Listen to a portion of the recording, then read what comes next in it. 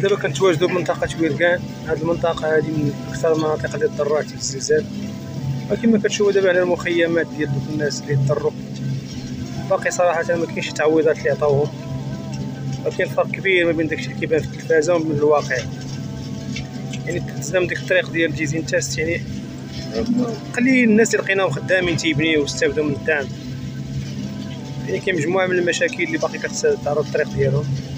دونك شوفوا هاد الناس راه دوزوا البرد ودوزوا الشتاء ودوزوا الثلج، خصوصا المنطقة هذه منطقة جبلية، يعني كتعرف واحد البرودة في فصل الشتاء.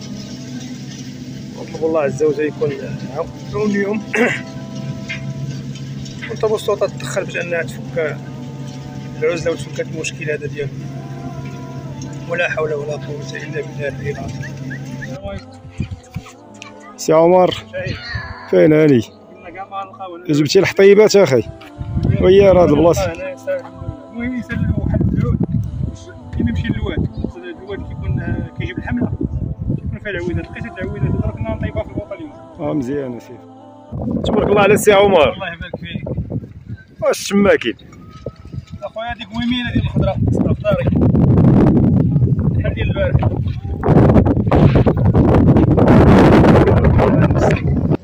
دابا حنا كنتواجدوا في سد ويركان، بعيد تقريبا 80 كيلومتر على مراكش. تبارك الله واحد المنظر هائل هنايا، طبيعة خلابة. هاد الجبال السد جايبين الجبال، طالعين بين الجبال من كل بلاصة. سبحان الله العظيم. شايفك صبحتي مزيان؟ بخير اخويا عمر. وانا فين بتنا؟ الحمد لله. بتنا البارح هنايا. دابا حنا ان شاء الله غادي نشدو الطريق دابا لايجوكاك، من بعد تيزين تاست ان شاء الله. يلا اخي بوشعيب نتوكلوا على الله. مرحبا. هذا كيبان المخيم منظم، دايرين فيه هاد البيوت بالالومنيوم. هانتوما هاديك شي منظمة أمريكية هادي مسلمة. دابا ان شاء الله قراب لايجوكاك. هاد الطريقة هادي تقريبا فيها واحد 20 كيلومتر بيست، كانوا كيصايبوها منين جا الزلزال حبسوا ما بقاوش صاوبوها. كما كتشوفوا هنايا هاد المحلات هادي عوضوا لهم دوك اللي كانوا رابوا هنايا وداروا محلات. الحمد لله على كل حال. السلام عليكم.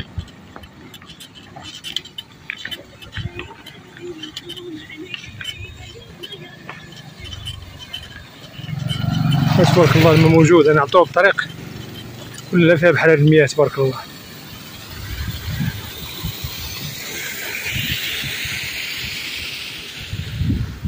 شجر ديال الزيتون هذا هو واد نفيس. هذا الواد ديال زمانه واد نفيس، واد معروف في المغرب.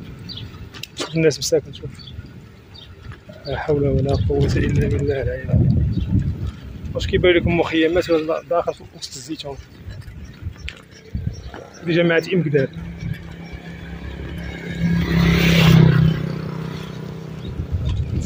مدرسة، شوف مدرسة لا باش هادي الصور رابط كاملة بقى فيها تا واحد. هادو تا هما ساكنين هنا. والحمد لله على كل حال. هذا هو واد نفيس.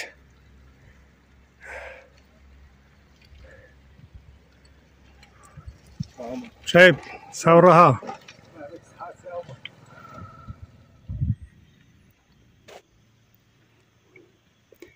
تبارك الله على السي عمر البطل ديالنا. امام مسجد تينمل، المسجد اللي بناه بنوم الموحدي سنه 1148 ميلاديه. هذه المنطقه هذه كتعرف هي المنطقه ديال الانطلاق ديال الدعوه ديال محمد بن تومرت المعروف بالمهدي.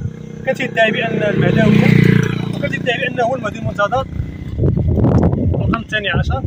وكانت من هنا كانت الجيوش ديال عبد المؤمن الموحدي، لانه هو كان قائد الجيوش، وكان محمد بن تومرت هو كانت هذه الجيوش كتحارب المرابطين في هذه المنطقه.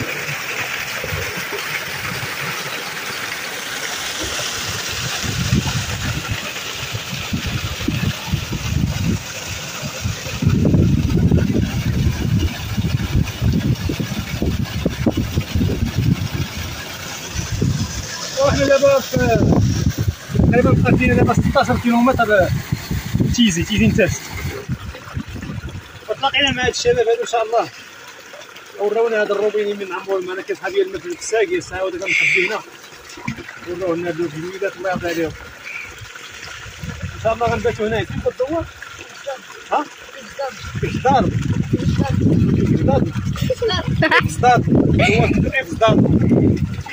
اش كتعني كان هذا واحد المنتج افضل كان بزاف سمعتو شنو قال لك كاين واحد المنتج سميتها افضل المنتج سميتها افضل داك كيسميو الدوار افضل المنتج ديالها كتصلح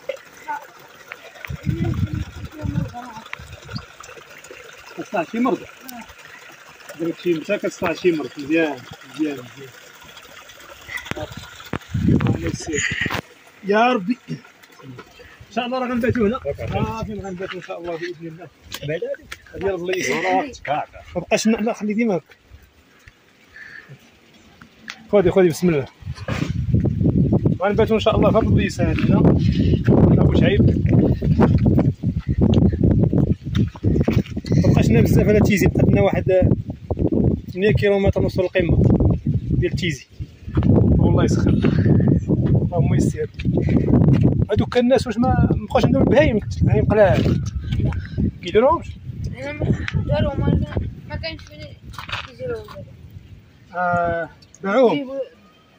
باعوهم مبقاوش الكواره ملي كنجي ما كنلقى لا ماعز لا حتى حاجه كلشي داكشي باعوه كاين اللي مات ليه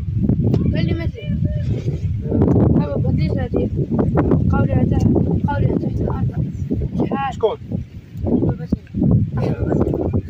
خديجه